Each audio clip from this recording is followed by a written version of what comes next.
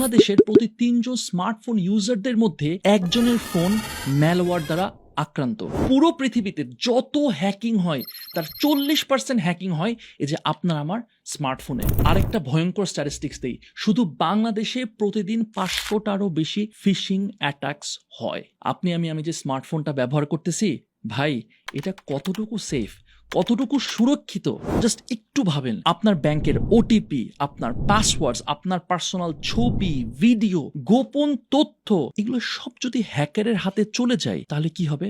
কোনো টেনশন নিয়েন না। আজকের এই ভিডিওতে আমি একটা কুইক সিকিউরিটি চেকলিস্ট শেয়ার করব আপনাদের সাথে, যেটা ফলো করলে আজকে থেকে আপনার ফোন হবে আরো বেশি সেফ অ্যান্ড সিকিউরড। আপনাদের কাছে একটা রিকোয়েস্ট, এই ভিডিওটা আপনারা যত পারেন আপনার কাছের মানুষ, আপনার বন্ধু, আপনার ফ্যামিলির কাছে শেয়ার করে দেন, যাতে করে আপনার কাছের মানুষদেরকে আর কখনোই কোনো হ্যাকারস বা দুষ্ট লোকরা অ্যাটাক না করতে পারে। এখন আপনার সাথে যে ইনফরমেশনটা শেয়ার করবো এটা যদি জানেন তাহলে একটু ভয় পেয়ে যাওয়ার কথা। 2023 সালে হ্যাকাররা বাংলাদেশের সরকারি ওয়েবসাইট থেকে 5 কোটি মানুষের ব্যক্তিগত ডেটা ফাঁস করেছিল। এটা কি আপনি জানেন? বিশ্বাস করবেন না, হ্যাকারদের কাছে আপনার সব ডিটেলস চলে গেছে। আপনার ফুল নেম, আপনার ইমেল অ্যাড্রেস, আপনার phone number, even NID.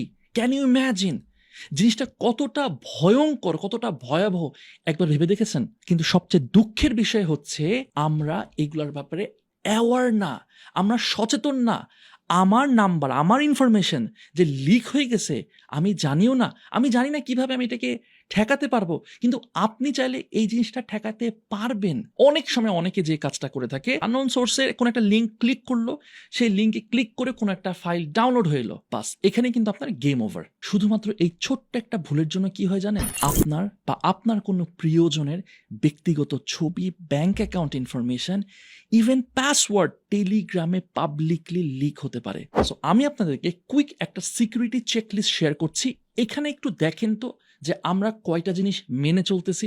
Number 1 হচ্ছে, আপনি কি কোনো ফাইল ওপেন করার আগে সেই ফাইলের টাইপটা আপনি আগে যাচাই করেন কিনা, দেখেন কিনা। For example, WhatsApp, Telegram, imo, Messenger, এরকম বিভিন্ন মেসেজিং প্ল্যাটফর্মে কেউ যদি আপনাকে কোনো পিডিএফ ফাইল, অনেক সময় পিডিএফ ফাইল পাঠাই, সেটা পাঠানোর সাথে সাথে কি আমি না দেখে না বুঝে ক্লিক করে ফেলি? এখানে আসল কাহিনী যেটা হয়, এই টাইপের স্ক্যামার, হ্যাকারস, এরকম প্রতারকরা যেটা করে, পিডিএফ এর নামে তারা অন্য টাইপের ফাইল পাঠায়। এমনও হতে পারে যে ফাইলটা আসলে একটা এপিকে ফাইল, যেটা দেখতে পিডিএফ এর মতো হলেও আসলে এইটা অ্যাপ্লিকেশন বা একটা সফটওয়্যার। এপিকে এই জিনিসটা কি একটু বুঝাই বলি। খুব সহজে বললে, এপিকে হলো এমন একটা ফাইল যেটা ওপেন করলে আপনার ফোনে নতুন অ্যাপ বা সফটওয়্যার ইনস্টল হয়। অনেক সময় এই এপিকে ফাইলের মাধ্যমে আপনার ফোনে বিপজ্জনক ভাইরাস বা ক্ষতিকর সফটওয়্যার, যাকে আমরা ম্যালওয়্যার বলে থাকি, সেটা ঢুকে পড়ে। যখন এই টাইপের ভাইরাস বা ক্ষতিকর সফটওয়্যার আপনার ফোনের মধ্যে ঢুকে যাবে বা ইনস্টলড হয়ে যাবে,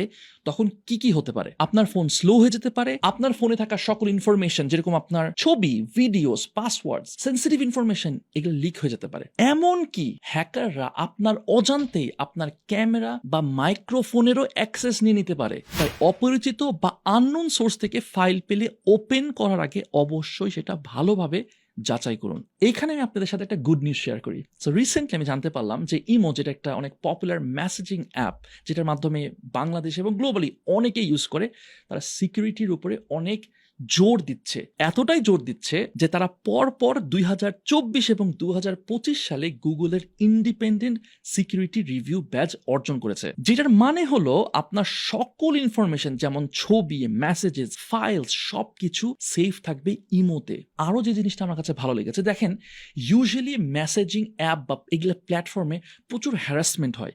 সো তারা অ্যান্টি হ্যারাসমেন্টের উপরে অনেক বেশি জোর দিচ্ছে। এক্সাম্পল দিই, যে কেউ চাইলে আপনাকে র্যান্ডম কোনো গ্রুপে অ্যাড করতে পারবে না, কল করতে পারবে না, উল্টাপাল্টা ফাইল সেন্ড করতে পারবে না, বেসিক্যালি আপনার ক্ষতি করতে পারবে না, আপনাকে স্ক্যাম করতে পারবে না। স্পেশালি ফেসবুকের মেসেঞ্জার থেকে এটা অনেক বেশি আলাদা, কারণ এইখানে আপনি ফুললি আপনার প্রাইভেসিটা কন্ট্রোল করতে পারবেন। আমি মনে করি প্রত্যেকটা মেসেজিং অ্যাপ যেগুলো আছে তাদের সবারই এই জিনিসটাতে ফোকাস করা উচিত, বাট আমি জানি না আদৌ কয়টা মেসেজিং অ্যাপ এভাবে ফোকাস করতেছে। সো ইমো যে এই টাইপের কাজ করতেছে, that's really appreciative. Security check number 2, সন্দেহজনক লিঙ্ক দেখেছেন, 3 সেকেন্ড থামুন।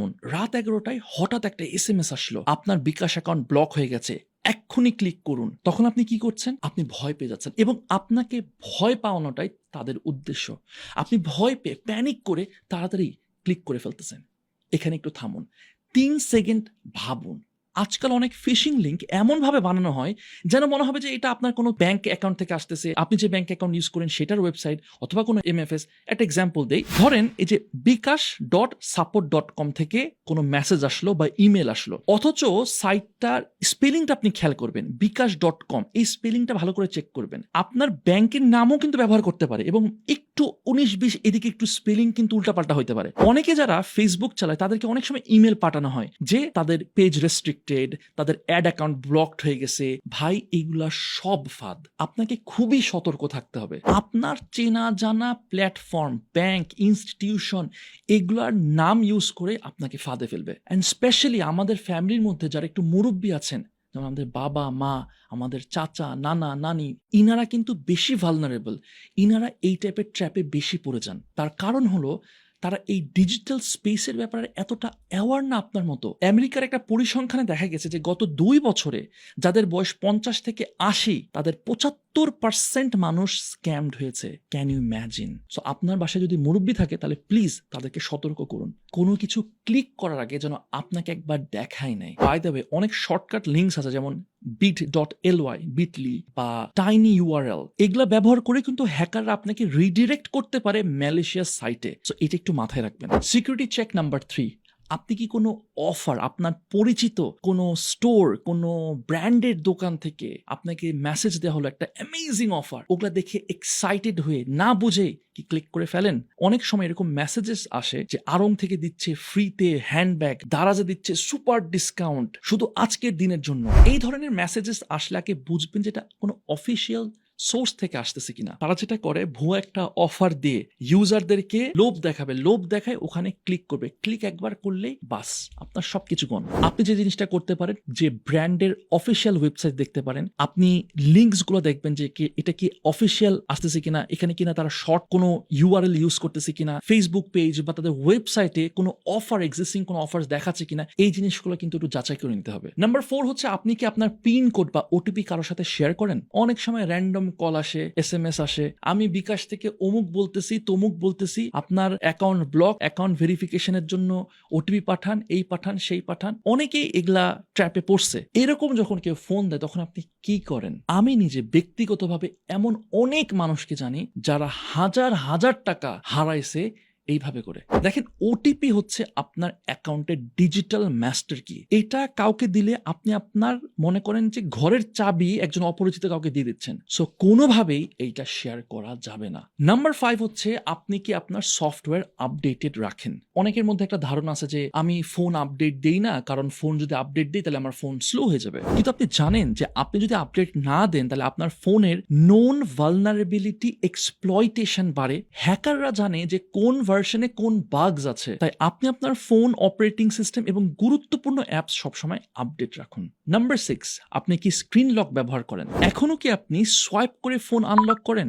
আজকের দিনে যদি আপনি বায়োমেট্রিক অথেন্টিকেশন বা ফিঙ্গারপ্রিন্ট বা ফেস আনলক যেটা আমরা বলি, বা কমপক্ষে পিন না ব্যবহার করেন, তবে আপনার ফোন প্র্যাকটিক্যালি খোলা অবস্থায় রয়েছে। এমনকি লক স্ক্রিনে সেন্সিটিভ নোটিফিকেশন অন থাকলেও সেখান থেকেও ওটিপি উঠে যেতে পারে। নাম্বার 7, আপনি কি শুধু ট্রাস্টেড সোর্স থেকে অ্যাপ ডাউনলোড করেন? গুগল প্লে স্টোরের বাইরে যেগুলো থার্ড পার্টি এপিকে ফাইলস বা অ্যাপস আছে, এগুলো যদি আপনি ডাউনলোড করা, এটার মানে কি জানেন? আপনি নিজেই ম্যালওয়্যারকে আমন্ত্রণ করতেছেন। অ্যাপ ইনস্টল করলে সেটা ক্যামেরা, মাইক, কন্ট্যাক্ট, এসএমএস, লোকেশনের অ্যাক্সেস চাইতে পারে। একটা আননোন অ্যাপকে এই অ্যাক্সেস দিলে আপনি সার্ভেলেন্সের মধ্যে পড়ে যেতে পারেন। এইটা বোঝার জন্য কিন্তু আপনাকে আমাকে সাইবার সিকিউরিটি এক্সপার্ট হতে হবে না ভাই। এখন আপনি আমাকে অনেস্টলি বলেন তো, এই 7টা চেকলিস্টের মধ্যে আপনি কয়টা কনফিডেন্টলি বলবেন যে হ্যাঁ ভাই, আমি প্রত্যেকটা পজিটিভলি এটা আমি মেনটেন করি? কয়টা আমরা বলতে পারবো? আমি চাই না এইসব দুষ্টু লোকের খপ্পরে পড়ে একটা মানুষও ক্ষতিগ্রস্ত হোক। তাই এই ভিডিওটা আপনি আপনার কাছের মানুষের সাথে শেয়ার করুন। দেখা হবে নেক্সট ভিডিওতে। Till then, take care. আসসালামু আলাইকুম।